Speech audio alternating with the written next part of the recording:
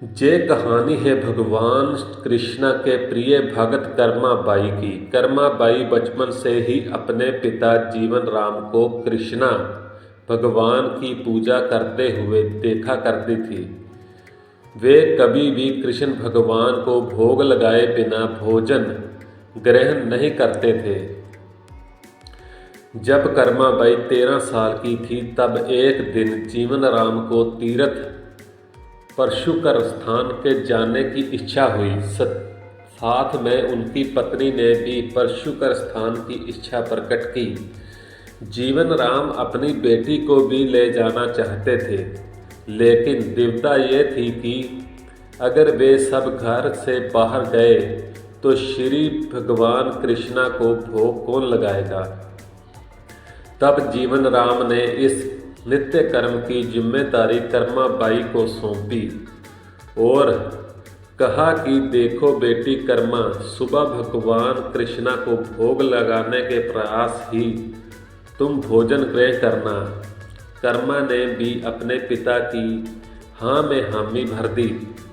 अगले दिन सुबह कर्मा बाई उठकर सबसे पहले गुड़ और घी डालकर बाजरे का खिचड़ बनाया और भगवान कृष्णा की मूर्ति के सामने रख दिया और बोली, भगवान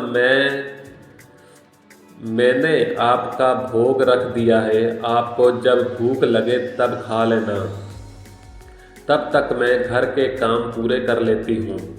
इतना कहकर कर्मा अपने घर के कामों में जुट गई। काम करते करते बीच बीच में आकर देखने लगी, पर जब कर्मा को ज्ञात हुआ कि भगवान ने अभी तक खिचड़े का नहीं खाया, तब उसे संदेह हुआ कि शायद खिचड़ी में घी और गुड़ कम होए, इसलिए भगवान कृष्णा भोजन ग्रहण नहीं कर रहे। तभी कर्मा बाई ने खिचड़े में थोड़ा गुड़ और घी मिलाया और मूर्ति के सामने बैठ गई। वे बोली, भगवान मेरे पिताजी जब खिलाते हैं तब तो आप खा लेते हैं, तो अब क्यों नहीं खा रहे। और अभी तो पिताजी बाहर गए हैं, उन्हें आने में बहुत दिन लग जाएंगे, तब तक आपको भोग लगाने की जिम्मेदारी मुझे दी है, इसलिए जब तक आप भोजन नहीं खाएंगे मैं भी कुछ नहीं खाऊंगी। इस तरह जिद पर अड़ गई।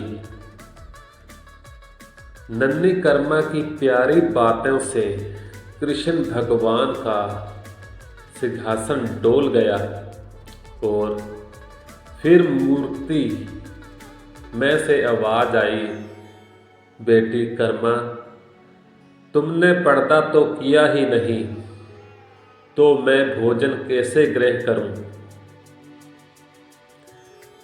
तब कर्मा बाई ने मूर्ति के सामने अपनी चुन्नी का पर्दा किया और कुछ ही समय ने कृष्णा मूर्ति के सामने रखी खिचड़ी की थाली खाली हो गई।